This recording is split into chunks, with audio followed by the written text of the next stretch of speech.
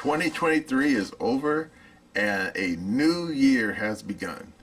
You probably have a whole list of New Year's resolutions, such as going to the gym and shrinking that inner tube, which has gotten more enormous thanks to all the Christmas cooking you shoved down your pie hole. And you probably swore to treat your family and friends a lot better. Well, you can add one more New Year's resolution to your list. Hi, SA here, and when I'm not sounding like a complete knucklehead on the computer, I'm also a published author, and I have a deal for you. Remember to get your copy of Glitch, a precarious duo, and its sequel, Glitch, The Future is Unwritten. You can get them on either Kindle or paperback. Both are available at Amazon, Barnes & Noble, and other fine bookstores. The links are down below in the description. You will enjoy this crime thriller tale of a kidnapped teen model and a reluctant jewel thief who are on the run from the law while on the treadmill at the gym. And I'm not just some one-hit wonder either. I have more books coming down the pike, so as long as I don't die in my sleep. Stuart? Stuart?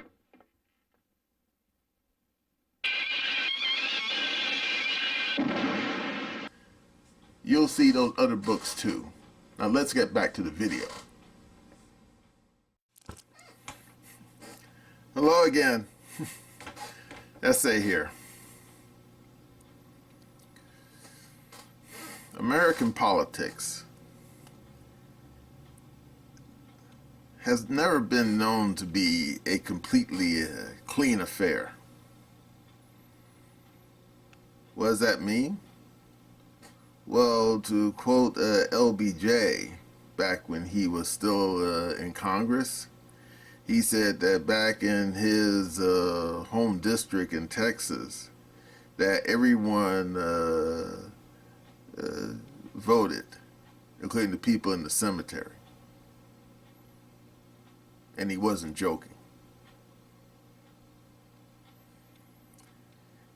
And there was many examples of political shenanigans, such as the 1876 election.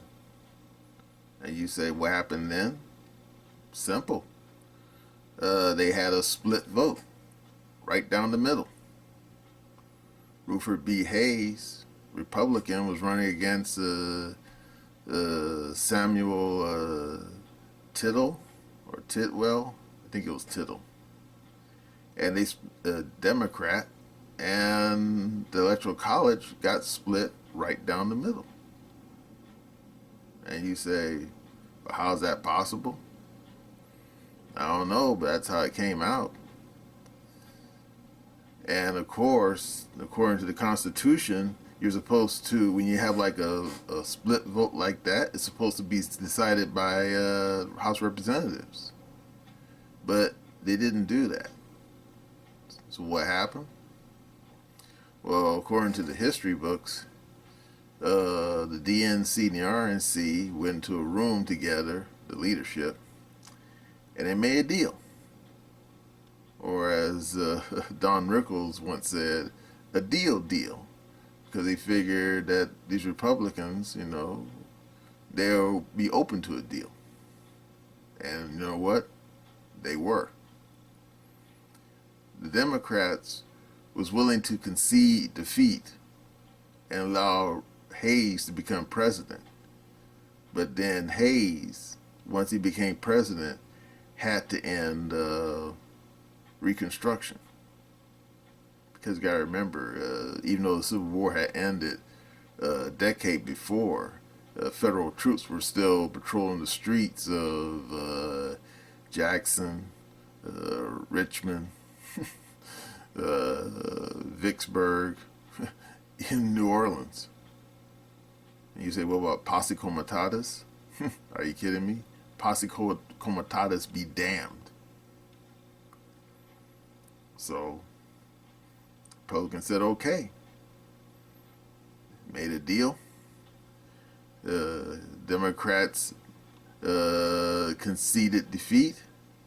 Republicans had their president, and all those damn rednecks down south had what they wanted too.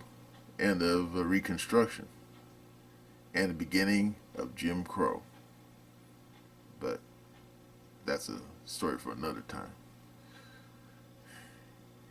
And that's not the only time something like that happened.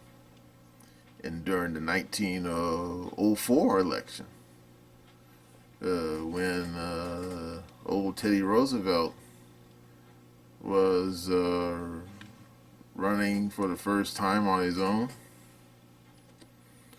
because if you remember, Teddy Roosevelt, he originally became president after McKinley got himself shot. I mean, what can you say? It happens, right? And he was running against Parker, Anton, and he won. You know, he won. He won more or less fair and square. But then it came out afterwards that Carnegie, yeah, that Carnegie, he apparently was worried that Roosevelt, if he became president, was going to push through a bunch of laws that would be against the various trusts. And you say, trust, what's that? Well, you heard of Standard Oil, right? Well, that was a trust. And you probably heard of J.P. Morgan. Yeah, the bank company. That was a trust. And you probably heard of what was, I can't remember the name of that railroad company anymore. In fact, anyone who's ever played Monopoly probably remember some of the railroads that were on the Monopoly board. I think, but me, it's been a while. But they were a trust too, which basically means they were a monopoly. And of course, Carnegie, he had his own monopoly. And I can't remember which one at the moment, but it existed. So he decided that they were going to pay Roosevelt off. Yeah. Not so much as a bribe, but they were going to bankroll his presidential campaign. And they did. But it was supposedly a wink and a nod and a handshake agreement that if they bankrolled his election and he succeeded, that he would just drop this whole idea about pushing through antitrust laws. Well, guess what? After Roosevelt, became president, under his own accord, he didn't ignore the idea of pushing through various legislation. And according to the history books, Carnegie was not happy. In fact, he was famously quoted as saying, "We bought the son of a bitch, and he wouldn't stay bought." So there you go. Well, apparently shenanigans are still going on today, because anyone who was paying attention to the current primaries happening right now in the United States for the 2024 election probably knows that Trump, yeah, the dreaded orange man, he's basically leading the pack, except the pack isn't much of a pack anymore. In other words, Vivek, Soswami, yeah, he's no longer running. And Chris Christie, or Chris Krispy Kreme, if you really don't like the guy, yeah, he dropped out too, and I think he's over there at White Castle stuffing his face, so there you go. And all the other people, they also dropped out as well. And recently, Ron Sanctimonious, or Ron DeSantis, if you actually like the guy, yeah, he dropped out too. And guess what? He endorsed Trump. We know about that. So I guess the guys kissed and made up, now they're friends again. But neocon Nikki, oh no. Neocon Nikki, she ain't giving up so easy. Nope, she is not. And we recently had the primary in New Hampshire.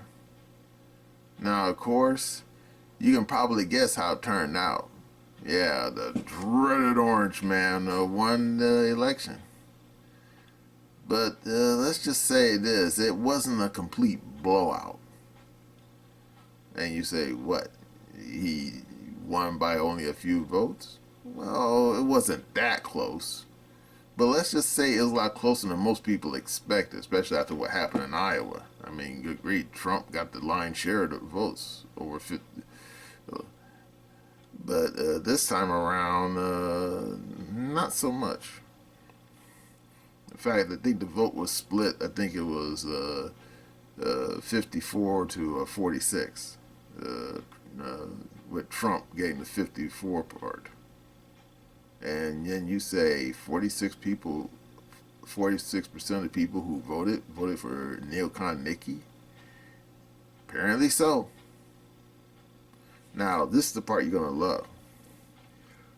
According to Twitter or X, multiple people,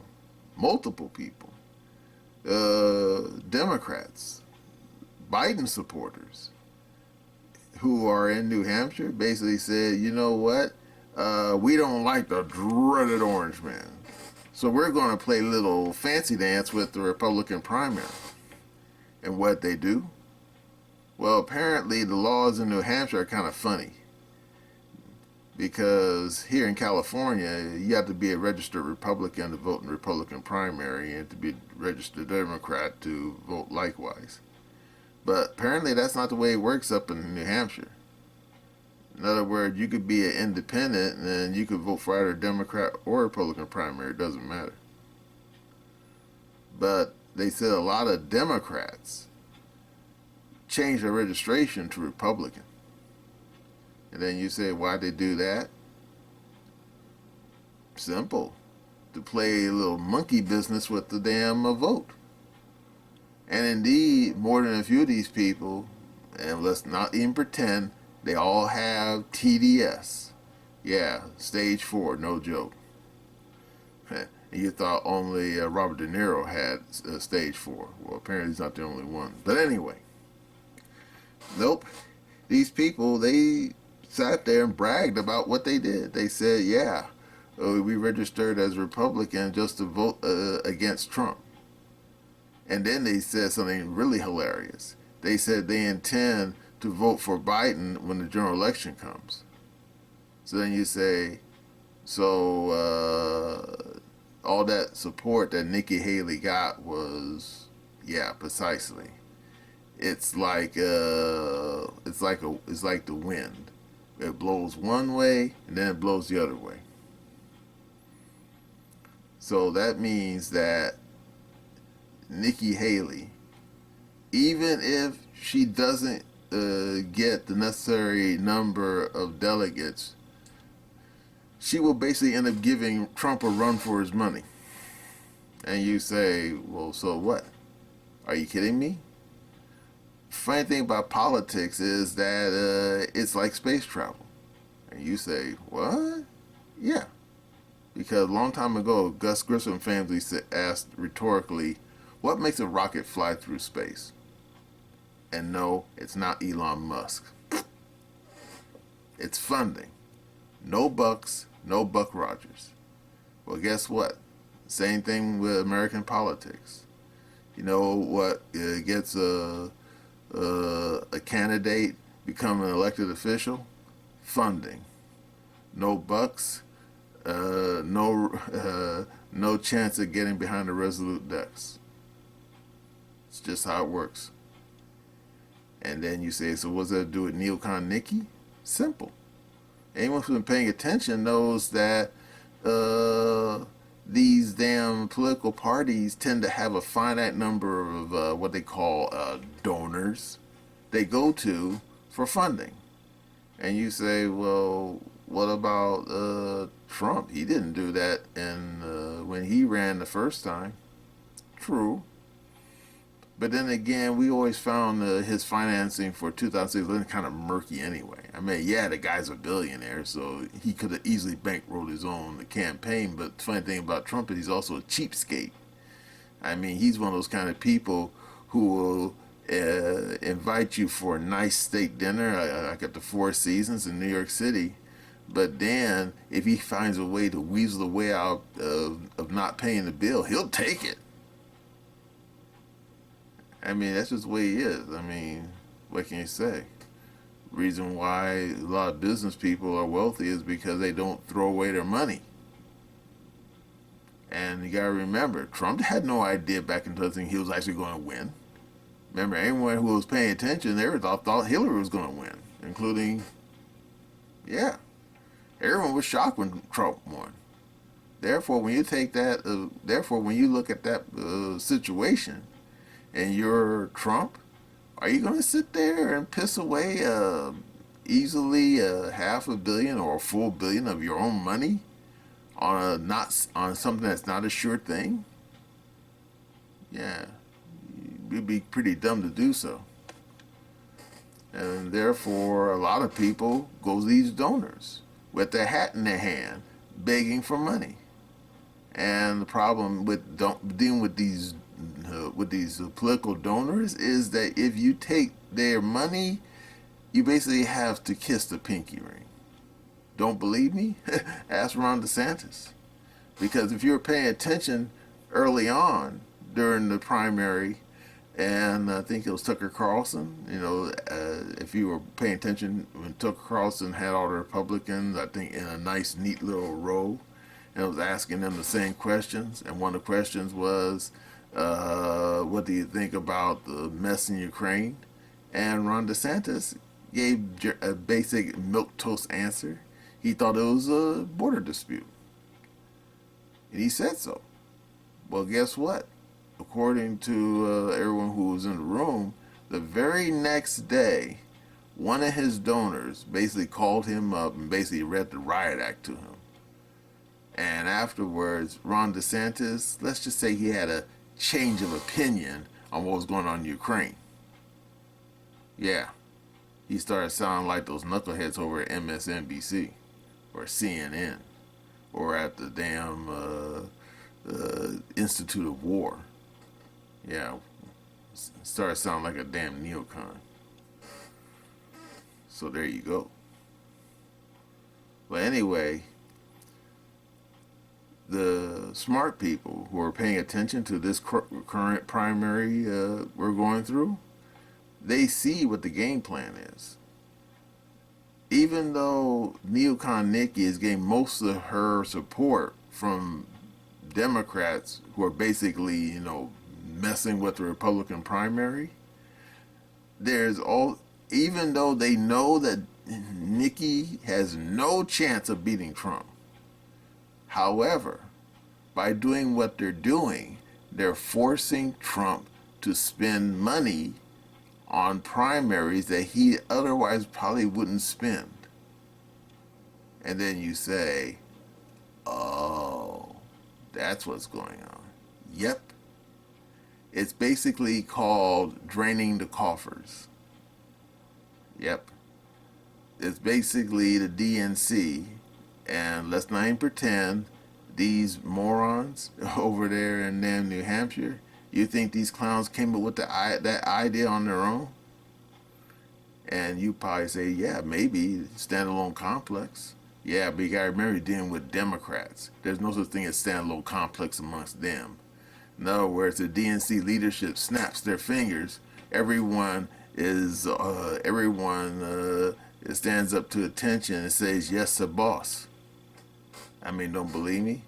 Watch the TV news long enough and you notice it.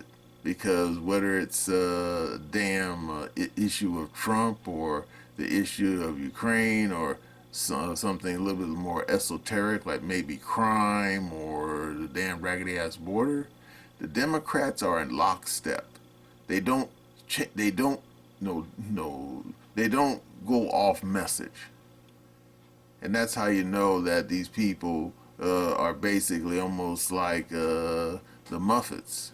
You know, except it's not damn Frank Oz or Jim Henson with their hand up their ass of all the damn various Democratic minions. It's the DNC leadership. Yeah, that's right. They're all basically sock puppets, metaphorically speaking. So, have to admit, it's great shenanigans, and it just might work. But then Trump, he's not your typical Republican. And the guy, he's almost as wily as Bugs Bunny. So he probably knows what's going on. That this whole damn mess with neocon Nikki and her Democrat support trying to mess with the primary, it has nothing to do about actually beating him. It's actually about forcing him to spend money that he likely would be saving for the general election. Very clever. But I think he's probably going to find a way around that. And of course, thanks to the bros at the Duran.com, we have a new bit of shenanigans just suddenly appeared. Because, you know, Carrie Lake, yeah, the TV lady who tried to run for governor but got cheated. And let's not pretend she got cheated, okay? Well, there's a recorded message. I guess she recorded it. And you say, but wait a second, are you allowed to record people's phone messages without the other guy knowing? Well, yeah, I think there is a law about that, but let's not get into the weeds, okay? Anyway, there's a recording of her on the phone with the leader of the Arizona Republican Party. And no joke, the guy is offering her a bribe. And according to the brothers at Duran.com, the woman was flabbergasted. And her response was, you're offering me a bribe to drop out of the race? Because currently she's trying to run for the Arizona Senate race. And according to the recording, I didn't hear it myself, but the brothers at Duran.com, they heard it. They found it just absolutely unbelievable that these people were all trying to offer her a bribe to drop out of the race. Why? Apparently they don't want her to run. And then you say, why don't want her to run? Why indeed? But according to recording, this RNC monkey muck said that it wasn't his idea, that he was just conveying a message. And when Carrie Lake asked him the message from who, all he would say was it came from back east. Back east from where? The Gambinos and the Genoveses? Come on. Or did the message come from the White House? But you say, wait a second, the White House, that's the DNC. Yeah. You didn't think that the RNC and the DNC leadership working hand in glove if they thought there was a threat to their power? Of course. Why do you think Trump lost the election in 2020? You think that 82 million people actually voted for Biden? No. They're voting against Trump. And the Republican leadership, you know, they never wanted Trump. They wanted to count gone. And according to that article, I think you probably saw that article too. It was in Time Magazine. It came out, it was like a few months after the election, where the people were bragging about fortifying the 2020 election. Remember that stupid article? Fortifying my ass. Yeah. Well, what made you think that these clowns and the RNC and DNC leadership weren't still working together to sabotage any Trump or any of his minions. Yeah, and Carrie Lake, let's not pretend she's one of Trump's minions, okay? So there you go. But the fact that these people were so blatant, offering her a bribe, and in fact, according to the recording, I didn't hear it now, the guy basically asked Carrie Lake, name a price. Name a price. And of course, to her credit, she basically told them to take their bribe and shove it where the sun don't shine. Not her exact words, of course, but she basically told them that. So what's going to happen now? Well, she's probably not going to get any financial support from the Arizona RNC, that's for sure. But the absolute temerity to openly offer someone a bribe not to run because you clearly let's not even pretend, okay? If Carrie Lake had actually accepted the bribe and dropped out, who would end up likely winning that election? The Democrat.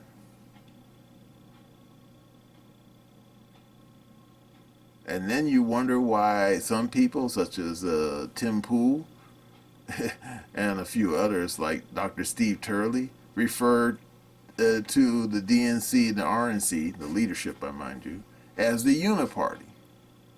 Because these people are like that. They all go to the same country clubs. They all cheat on their taxes. They all share the same mistresses. And in the case of Nancy Pelosi, they also share the same insider trading secrets with each other, which I'm not going to get into. So what are we going to do about this? There's only one thing you can do. Got to vote these people out. Got to get rid of them. Because as long as these people are in there, the electoral system, the political system is just going to get more and more corrupt. I mean, there's only one way how this ends. If we don't vote these people out, the swamp is just going to get deeper. And we're probably not going to have much of a electoral process if it does. Or as LBJ famously said, every time when they had election in his district, everybody voted, including the people in the cemetery. And I think you know what that means. Well, that's all I have to say about crooked elections and crooked election officials. And that's my opinion.